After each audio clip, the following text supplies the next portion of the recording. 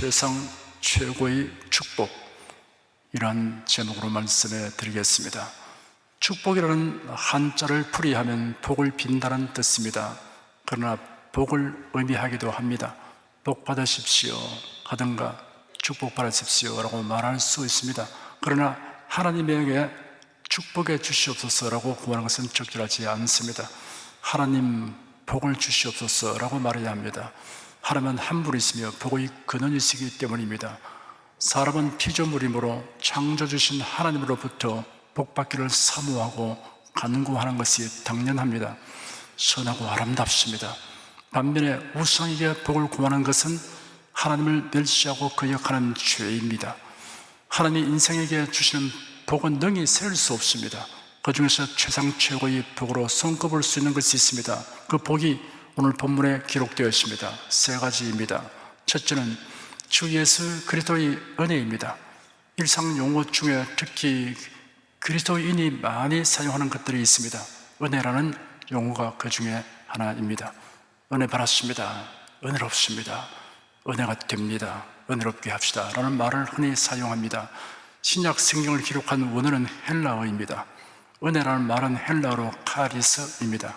카리스는 기뻐하다라는 의미를 가진 동사 카이로에서 유래되었습니다. 카리스는 어떤 사물 속에 포함되어 있는 것을 사람이 보거나 들으면 기쁨을 줄 때 사용한 용어입니다. 혹은 보수나 갚아줄 것을 전혀 바라지 않고 호의를 베풀 때 그것을 카리스라고 말했습니다. 은혜라는 말은 우아함이나 매력을 의미하는 미적 개념과 함께 받을 자격이 전혀 없는 자기에 그저 주어지는 분에 넘치는 선물이라는 개념이 내포되어 있습니다. 은혜라고 하면 우리가 대체로 어버이의 은혜, 스승의 은혜를 생각합니다. 은혜라는 말은 고귀한 희생을 연상하게 하기 때문입니다. 은혜를 전혀 체험하지 못하는 사람은 한 사람도 없습니다. 다만 은혜를 깨닫지 못하는 사람, 은혜에 대한 고마움을 표현하지 않는 사람이 있을 뿐입니다. 은혜 받은 체험이 많고 은혜 받은 사실을 제대로 알며 그 은혜에 대한 고마움을 느끼는 사람은 복 있는 사람입니다. 사람이 반드시 알아야 하는 은혜가 있습니다. 그것은 예수 그리스도의 은혜입니다. 예수 그리스도의 은혜는 몰라도 되는 것이 아닙니다. 알지 못하면 참으로 비참한 인생이 됩니다. 모든 사람에게 예수 그리스도의 은혜를 아는 것보다 더 중대한 일은 없습니다. 여기서 안다는 말은 경험하다, 자기 것으로 삼는다는 뜻이 포함되어 있습니다. 예수 그리스도의 은혜라는 말은 세 단어에 불과하지만 무엇으도 비교할 수 없는 가장 아름답고 감동적이며 신비로운 말입니다. 예수 그리스도의 은혜라는 말에 내포되어 있는 풍요함은 다 측량할 수 없습니다. 사람들을 분류하는 기준은 수없이 많습니다. 남녀노소, 직업, 혈액형, 인종 등등 여러 가지입니다. 이러한 구분은 그 사람의 영원한 삶에는 아무 관련이 없습니다. 결정적으로 중대한 구분은 예수 그리스도의 은혜에 관련되어 있습니다. 모든 사람은 예수 그리스도의 은혜를 아는 사람과 예수 그리스도의 은혜를 모르는 사람, 이 둘 중에 하나로 구분됩니다. 예수 그리스도의 은혜를 아는 사람은 그의 육신의 상태나 사회적 신분이 어떠하든 진실로 복 있는 사람입니다. 이 사람은 그가 태어난 날이 기념할 만한 날입니다. 그의 일생이 의미와 가치를 가집니다. 반면에 예수 그리스도의 은혜를 모르고 살다가 죽는 사람은 참으로 불쌍한 사람입니다. 그가 태어난 날이 불행이 시작된 날이며 통곡해야 할 날입니다. 예수께서 가룟 유다에 대하여 말씀하시기를 그 사람은 차라리 태어나지 아니하였으면 그에게 더 좋았을 것이다 하였습니다. 이 말은 예수 그리스도의 은혜를 알지 못하는 모든 사람에게도 해당됩니다. 사도 바울은 고린도 교회의 교인들에게 보낸 편지에서 우리 주 예수 그리스도의 은혜를 너희가 알거니와 부요하신 자로서 너희를 위하여 가난하게 되시면 그의 가난함을 인하여 너희로 부요케 하려 하심이라 라고 기록하였습니다. 바울은 그들에게 너희가 예수 그리스도의 은혜를 알거니와 라고 말하였습니다. 예수 그리스도의 은혜를 아는 그들에게 예수 그리스도의 은혜에 대하여 설명을 부연하고 있습니다. 저도 여러분에게 사도가 한 것처럼 하려고 합니다. 지금 예배 참석하신 여러분은 대다수가 예수 그리스도의 은혜를 아는 분들입니다.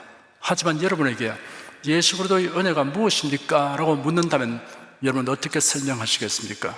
묻는 자에게 충분히 설명하려면 자신이 알고 있는 지식이 정리되어 있어야 합니다. 우리 주 예수 그리스도의 은혜를 너희가 알거니와 부유한 자로서 너희를 위하여 가난하게 되시면 그의 가난함을 위하여 너희로 부유케 하려 하심이니라. 이 말씀에는 예수 그리스도의 은혜가 간단명료하게 정리되어 있습니다. 예수 그리스도를 가리켜 원래 부유하신 자라고 하였습니다. 예수님이 어떤 분이신가에 대하여 요한복음 1장에 다음과 같이 계시되어 있습니다. 태초에 말씀이 계시니라. 이 말씀이 하나님과 함께 계셨으니 이 말씀은 곧 하나님이시니라. 그가 태초에 하나님과 함께 계셨고 만물이 그로 말미암아 지은 바 되었으니 지은 것이 하나도 그가 없이는 된 것이 없느니라. 말씀의 육신이 되어 우리 가운데 거하시며 우리가 그 영광을 보니 아버지의 독생자의 영광이요 은혜와 진리가 충만하더라. 태초에 말씀이 계셨습니다. 이 말씀은 태초에 하나님과 함께 계셨습니다. 이 말씀이 곧 하나님이십니다. 만물이 그로 말미암아 창조되었습니다. 그 말씀이 육신이 되어 세상에 오셨습니다. 그분이 하나님의 독생자이십니다. 이상은 예수님이 어떤 분이신가에 대한 설명입니다. 우리의 이성으로는 이러한 계시를 완전하게 이해하지 못합니다. 성경은 우리에게 예수님에 대하여 이해하라고 하기보다 믿으라고 하십니다. 예수는 성삼위 일체이신 하나님이시며 그 중에 성자 하나님이십니다. 예수는 만유를 창조하시고 소유하신 만유의 주인이십니다. 그가 지으신 세계는 우리의 상상이 미칠 수 없을 만큼 광활하며 그 가운데 누구도 셀 수 없는 많은 별이 있습니다. 도시 중심에 수천 평의 땅과 대형 건물들을 소유하고 있는 사람이라면 대단한 부자입니다. 만약 서울과 경기도의 모든 땅과 건물들을 다 소유하고 있다고 하면 천하제일의 부자라고 할 수 있습니다. 그런데 우리 주 예수님은 만유를 지으시고 소유하신 분이시니 소유에 있어 지극히 부유하신 분이십니다. 예수님은 영광에 있어도 부유하십니다. 예수님은 하나님의 보좌 우편에 계셔서 천군 천사와 구원받은 성도로부터 경배와 찬양을 받았으면 성자 하나님이십니다. 인류 역사 가운데 각 분야에서 걸출한 사람들이 획득한 모든 영광을 다 합해도 예수 그리스도의 영광에 비하면 태양빛 아래에 반딧불도 되지 못합니다.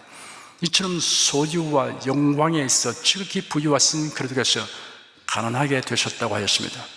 예수님은 동정녀의 몸에 성령으로 잉태되어 사람의 몸을 입고 세상에 오셨습니다. 빌립보서 2장에 기록되어 이를 그는 근본 하나님의 본체시나 하나님과 동등됨을 취할 것으로 여기지 아니하시고 오히려 자기를 비어 종의 형체를 가져 사람들과 같이 되었고 사람의 모양으로 나타나셨으며 자기를 낮추시고 라고 하였습니다. 시간과 공간을 지으신 이가 시간과 공간의 제한 속에 들어오셨습니다. 탄생하실 때 대궐에서 나신 것이 아니고 강도에서의 구유에 누이셨습니다. 예수님은 자기 소유의 집이 없었습니다. 한 율법학자가 예수님에게 나와서 선생님, 저는 선생님께서 어디로 가신지 선생님을 따라가겠습니다 했을 때 예수께서 대답하시기를 여우도 굴이 있고 공중의 새도 거쳐가시되 오직 인자는 머리 둘 곳이 없다 하였습니다. 십자가에 못 박혀 죽으신 예수님의 시신은 타인의 무덤에 장사되었습니다. 마가복음에 보면 공예 회원 아리마대 출신 요셉이 제공한 무덤이었습니다. 십자가에 달렸을 때 군병들이 예수님의 옷을 제비 뽑아 나누어 가졌습니다. 예수님이 남기신 유품은 하나도 없습니다. 예수께서 이토록 가난하게 되신 이유가 무엇입니까? 놀랍게도 성경에 기록되기를 우리를 부유하게 하려고 가난하게 되셨다고 하였습니다. 예수는 하늘 보좌와 그 영광을 떠나서 세상에 오시어 사람의 몸을 입으시고 우리의 죄를 담당하여 십자가 못 박혀 대속의 죽음을 죽으셨습니다. 그리고 부활 승천하셨습니다. 그래야 누구든지 예수를 믿고 영접하면 다 형언할 수 없는 부유를 얻게 하여 주십니다. 그 부유의 내용을 말씀해 드리겠습니다. 의인이 되게 하여 주십니다. 인간의 의는 죄로 더러워진 누더기입니다. 예수의 대속의 은혜는 죄인에게 완전한 의의 옷을 입게 하여 주십니다. 하나님은 예수를 영접한 자를 나의 의인이라고 부르십니다. 로마서에 이렇게 기록되었습니다. 모든 사람이 죄를 범하였으며 하나님의 영광에 이르지 못하더니 그래도 예수 안에 있는 구속으로 말미암아 하나님의 은혜로 값없이 의롭다 하심을 얻은 자 되느니라. 예수를 영접한 자는 하나님의 자녀가 되게 하여 주십니다. 요한복음 1장에 기록되기를 영접하는 자, 곧 그 이름을 믿는 자들에게는 하나님의 자녀가 되는 권세를 주셨으니 이는 혈통으로나 육정으로나 사람의 뜻으로 나지 아니하고 오직 하나님께로서 난 자들이라 하였습니다. 예수 그리스도를 영접한 사람은 천국을 기업으로 얻게 됩니다. 예수께서 말씀하시기를 너희는 마음에 근심하지 말라. 하나님을 믿으니 또 나를 믿으라. 내 아버지 집에 거할 곳이 많도다. 그렇지 않으면 너에게 일렀으리라. 내가 너희를 위하여 처소를 예비하러 가노니 가서 너희를 위하여 처소를 예비하면 내가 다시 와서 너희를 내게로 영접하여 나 있는 곳에 너희도 있게 하리라 하였습니다. 예수를 영접한 사람은 장차 부활하여 신령한 몸, 강한 몸, 죽지 않는 몸, 썩지 않는 몸, 영광스러운 몸의 형체로 변화되게 하여 주십니다. 예수 그리스도의 은혜는 그를 믿고 영접한 자들에게 존재와 신분과 소유와 영광이 있어 이처럼 부유하게 합니다. 예수 그리스도의 은혜란 이처럼 놀랍고 신기하며 귀중합니다. 이 은혜를 우리에게 주시기 위해 주님께서 요구하시는 것은 오직 믿음뿐입니다. 에베소 2장 8절과 9절에는 너희가 그 은혜를 내어 믿음으로 말미암아 구원을 얻었나니 이것은 너희에게서 난 것이 아니요 하나님의 선물이라. 행위에서 난 것이 아니니 이는 누구든지 자랑치 못하게 함이라 하였습니다. 이제 여러분에게 질문하여 봅시다. 여러분은 예수님을 주님이시며 그리스도이시라고 믿습니까? 예수의 은혜를 아십니까? 아멘으로 화답하신 여러분은 참으로 최상 최고의 복을 받은 사람들입니다. 사람이 마음으로 믿어 위에 이르고 입으로 시인하여 구원에 이른다고 했습니다. 얼떨결에 미처 대답하지 못한 분을 위해서 한 번 더 묻겠습니다. 여러분은 예수님을 주님이시며 그리스도이시라고 믿습니까? 예수의 은혜를 아십니까? 할렐루야. 최장 최고의 복을 받은 여러분을 축하합니다. 우리 주 예수 그리스도의 은혜를 너희가 알거니와 부유하신 자로서 너희를 위하여 가난하게 되시면 그의 가난함을 내어 너희로 부유케 하려 하심이라. 이 구절을 여러분 혼자 읽었을 때는 이렇게 읽으십시오. 나의 주 예수의 은혜를 내가 알거니와 부유하신 자로서 나를 위하여 가난하게 되시면 그의 가난함을 내어 나를 부유케 하려 하심이니라. 예수 그리스도의 은혜를 알고 그 은혜로 사는 복은 최상 최고의 복입니다. 둘째는 하나님의 사랑입니다. 짐승은 먹을 것만 주면 있으면 살 수 있습니다만은 하지만 사람은 사랑 없이는 살 수 없습니다. 사람은 자기를 진정으로 믿어주고 사랑하는 사람으로 인하여 기쁨과 의욕을 가지고 살아가게 됩니다. 반면에 자기를 사랑하는 사람이 하나도 없다고 생각하면 살아갈 용기와 욕망이 사라지게 됩니다. 이처럼 사랑은 사람을 변화시키고 삶의 희열을 갖도록 하며 용기와 희망과 의욕을 주는 위대한 힘이 있습니다. 그러나 사랑하는 사람이 언제까지나 늘 함께 있지 못합니다. 이별하는 날이 옵니다. 인간의 사랑이란 쉽게 변하기도 합니다. 사람이 하나님의 사랑을 알게 되고 그 사랑을 받아들이게 되면 운명이 아주 달라집니다. 하나님의 사랑은 자기의 독생자를 보내어 우리 죄를 대속하게 하신 신기하고 놀라운 사랑입니다. 요한일서 4장 9절과 10절에 하나님의 사랑이 우리에게 이렇게 나타난 바 되었으니 하나님이 자기의 독생자를 세상에 보내시면 저로 말미암아 우리를 살리려 하심이라. 사랑은 여기 있으니 우리가 하나님을 사랑한 것이 아니요 오직 하나님이 우리를 사랑하사 우리 죄를 위하여 화목제로 그 아들을 보내셨음이니라 하였습니다. 하나님의 사랑은 그 무엇으로도 끊을 수 없는 사랑입니다. 로마서 8장에 누가 우리를 그리스도의 사랑에서 끊으리요? 환난이나 곤고나 핍박이나 기근이나 적신이나 위험이나 칼이랴. 내가 확신하노니 사망이나 생명이나 천사들이나 권세자들이나 현재이나 장래이나 능력이나 높음이나 깊음이나 다른 아무 피조물이라도 우리를 우리 주 그리스도 예수 안에 있는 하나님의 사랑에서 끊을 수 없으리라 하였습니다. 그리스도를 통하여 주시는 하나님의 사랑만큼 강한 것은 없습니다. 하나님의 사랑은 풍성한 사랑입니다. 사람의 사랑은 저수지 물 같습니다. 가뭄에는 고갈됩니다. 하나님의 사랑은 바닷물 같습니다. 항상 풍성합니다.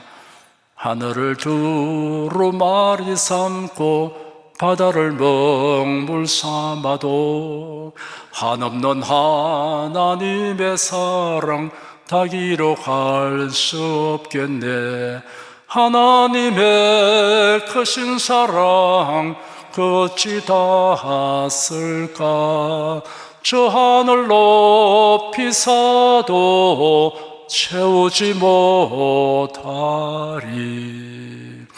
하나님의 사랑은 영원히 변치 않는 사랑입니다.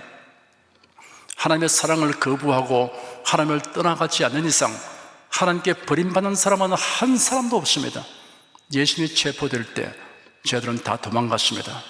몇 시간 전에 베드로는 너희가 다 나를 버릴 때가 온다고 하신 주님의 말씀을 듣고 주여 내가 주와 함께 오게도 죽는데도 가기를 준비하였나이다 라고 호언장담한 것이 생각났는지 체포되어 끌려가는 예수님을 멀찌감치 뒤따라갔습니다. 예수님이 참혹하게 신문받았던 현장에서 베드로는 너무나 겁이 나서 간이 콩할 만하게 되었습니다. 그때 한 여종이 베드로에게 다가와서 말하기를 당신도 갈릴리 사람 예수와 함께 있었죠? 아니 베드로가 사람들 앞에서 부인하여 말하기를 나는 네가 무슨 말을 하는지 모르겠다 하였습니다. 베드로가 자리를 옮겼는데 다른 여종이 베드로를 보고 이 사람은 나사렛 사람 예수와 함께 있었습니다 하였습니다. 베드로는 맹세하며 부인하기를 나는 그 사람을 모른다 하였습니다. 잠시 후에 곁에 있었던 사람들이 다가와서 베드로에게 말하기를 정말 당신도 그들에게 속한 자다. 당신의 말씀을 들어보니 확실하다 하였습니다. 베드로가 저주하며 맹세하기를 나는 그 사람을 모른다 하였습니다. 그때 닭이 울었습니다. 베드로는 닭이 울기 전에 네가 나를 3번 부인할 것이다 라고 하셨던 예수님의 말씀에 생각나서 밖으로 나가 통곡했습니다. 제 아들은 진정 주님을 사랑하면서도 마음이 연약하여 두려움을 극복하지 못한 까닭에 이런 비열한 처신을 하고 말았습니다. 그러나 그들은 예수님이 십자가를 지고 가실 때 뒤따라가서 못 박혀 고난받은 것을 부하시며 무덤의 장소의 것을 지켜 부하십니다. 그리고 부활하신 예수님이 그들에게 나타나신 것을 목격하였으며 새벽에 해변가에 계신 예수님 앞으로 나아갔습니다. 예수님은 그들을 용서하시고 여전히 사랑하심을 나타내셨습니다. 가룟 유다처럼 예수님을 배반하고 떠나가 버린 제자 외에는 모두 변치 않은 주님의 사랑을 입게 되었습니다. 신앙생활이란 하나님의 사랑을 탐구하는 생활입니다. 하나님의 사랑에 대한 체험과 깨달음에 비례하여 하나님이 주신 기쁨과 능력을 향유하게 됩니다. 그리도로 말미암은 하나님의 사랑의 넓이와 길이와 높이와 깊이가 어떠함을 깨닫는 만큼 하나님의 모든 충만하신 것으로 충만하게 됩니다. 셋째는 성령의 교통하심입니다. 교통이라고 번역된 원어는 코이노니아입니다. 코이노니아라는 말에는 교통, 교제, 동업, 참여 등의 뜻이 있습니다. 성령님은 하나님의 택함을 입은 자에게 많은 유익을 주십니다. 성령님은 하나님의 택함을 바라는 사람이 복음을 듣고 예수님을 영접하게 하여 주십니다. 바울 사도가 성령의 인도하심을 받아 아시아에서 유럽으로 건너갔습니다. 마게도니아의 빌립보로 갔습니다. 바울은 대체로 안식일에 유대인 회당을 찾아가서 전도했습니다. 그런데 빌립보에는 유대인들이 거의 없거나 시 당국이 승인하지 아니한 종교의 집회를 금지했던 것으로 인하여 유대인 회당이 없었습니다. 회당이 없는 경우에는 유대인들이 강가 또는 바닷가 근처에 기도처를 마련하는 것이 유대인의 관습이었습니다. 바울들은 강가로 가서 거기에 모인 여자들에게 전도하였습니다. 회당은 남자가 적어도 10명은 있어야 만들 수 있는데 이곳은 유대인 남자들이 그 정도가 되지 못했던 것입니다. 유대인 여자들과 하나님을 경외하는 이방인들이 안식일에 강가에서 정기적인 기도의 모임을 가졌던 것으로 추정됩니다. 그곳에 모인 여인들 중에 루디아라고 하는 여인이 있었습니다. 두아디라 성의 자주장사라고 소개되고 있습니다. 두아디라 성 출신의 자주색 옷감을 파는 장사이라는 말입니다. 루디아는 두아디라 사람인데 이곳에 와서 사업을 하고 있는 것입니다. 두아디라는 소아시아 국경의 요새이기도 하였는데 전통적으로 염색 의복 제조업의 중심지였습니다. 특히 자주색 염료로 유명했습니다. 자주색 물감은 매우 값비싼 염료였습니다. 로마 귀족들은 자주색 옷감으로 겉옷을 만들어 입었습니다. 그러므로 자주 옷감 장사는 상당한 재력가였습니다. 루디아는 유대교회에 대한 깊은 관심을 가지고 있으며 그 율법을 따라 하나님을 공경하였습니다.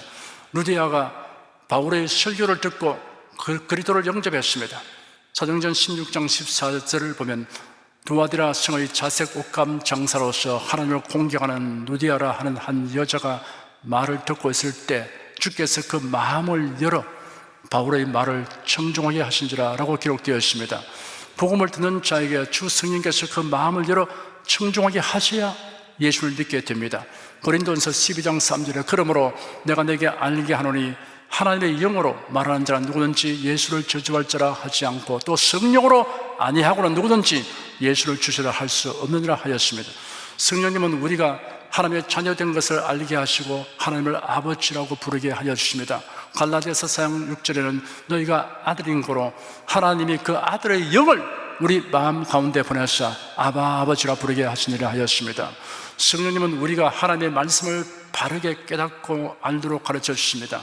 예수께서 말씀하시기를 보혜사 곧 아버지께서 내 이름으로 보내실 성령, 그가 너희에게 모든 것을 가르치시고 내가 내게 말한 모든 것을 생각나게 하시게 하였습니다.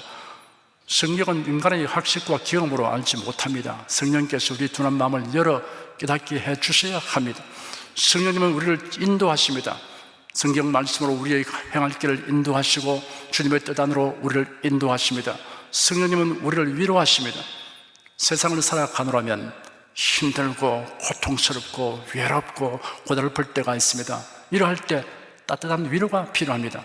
위로는 우리의 마음에 솟아나는 용기와 소망을 줍니다. 그러나 사람의 위로에는 한계가 있습니다. 말만의 위로는 더욱 그러합니다. 예수께서 이 세상을 떠났을 것을 저희들에게 말씀하시니 저희들은 수십만 명이 되었습니다. 저희들은 예수님과 함께 있을 동안에는 언제나 넉넉한 위로를 받았습니다. 그들이 어떠한 공경에 직면하더라도 주님께서 다 해결해 주셨습니다. 그런데 예수께서 그들을 떠나가시면 그들은 고아처럼 되어버릴 것입니다. 그들을 떠나가신다는 예수님의 말씀을 들을 때 제 아들의 심정은 걷잡을 수 없는 상태가 되었습니다. 이러한 제 아들에게 예수께서 놀라운 약속을 하셨습니다. 내가 아버지께 구하 계시니 그가 또 다른 보혜사를 내게 주사 영원토록 너희와 함께 있게 하시니 하였습니다. 여기에 보혜사란 말은 위로자라는 뜻이 있습니다. 오순절날 성령 강림을 체험한 제 아들은 큰 위로를 받고 담대하고 활발하게 복음을 전파했습니다. 유대 종교 지도자들이 비정상적 판결로 스데반 집사를 죽음으로 내몰 때 스데반 집사에게 임하신 성령께서 비상한 위로를 주셨습니다. 스데반의 말을 듣고 마음에 찔린 유대인들이 스데반을 향해 이를 갈았습니다. 그때 스데반이 성령이 충만하여 하늘을 바라보니 하나님의 영광과 예수께서 하나님 우편의 생사를 보았습니다. 이를 본 스데반의 심령에 큰 위로가 임하였습니다. 사람들이 돌을 들어 그를 치니 스데반이 부르짖어 말하기를 주 예수님 내 영혼을 팔아주소서 하고 무릎을 꿇고 큰 소리로 외치기를 주님 이 죄를 저들에게 돌리지 말아 주시옵소서 하고 잠들었습니다. 바울은 성령님의 위로를 체험하고 매우 역설적인 간증을 하였습니다. 우리의 모든 환난 중에서 우리를 위로하사 우리로 하여금 하나님께 받는 위로로서 모든 환난 중에 있는 자들을 능히 위로하게 하신 이시로다 하였습니다. 하나님의 성령으로 말미암아 오는 위로는 세상 사람이 알지 못하는 깊고도 위대한 위로입니다. 이러한 위로가 서도 바울의 마음에 넘치게 되었습니다.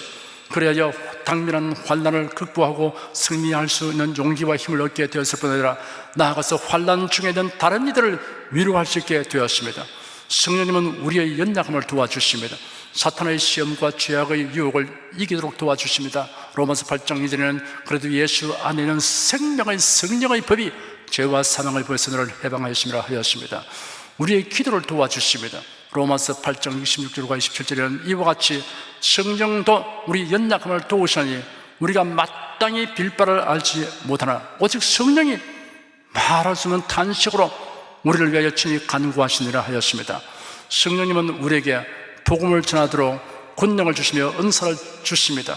예수께서 말씀하시기를 오직 성령이 내게 임하시면 너희가 권능을 받고 예루살렘과 온 유대와 사마리아와 땅끝까지 이르러 내 증인이 되리라 하였습니다. 각종 은사를 주십니다. 지혜의 말씀, 지식의 말씀, 영들 분별함, 믿음, 병고침, 능력 행함, 방언 통역, 예언의 은사입니다. 성령님은 우리의 성품을 변화시켜 주십니다. 오직 성령의 열매는 사랑과 희락과 화평과 오래 참음과 자비와 양성과 충성과 온유와 철저히 이 같은 것을 금지할 법이 없느니라 하였습니다. 여러분은 모두 오늘 본문을 외우도록 하십시오. 주 예수의 은혜와 하나님의 사랑과 성령의 교통하심이 너희 무리와 함께 있을지어다. 이러한 축복을 능가할 축복이 없습니다. 예수의 은혜, 하나님의 사랑, 성령의 교통하심은 우리가 이 세상에서 사는 날뿐 아니라 영원히 행복하게 살게 하는 절대적이고 필수적인 요건입니다. 지금 설교를 듣고 계신 여러분은 주 예수의 은혜와 하나님의 사랑과 성령의 교통하심이라는 최상 최고의 복을 향유하시기를 축원합니다.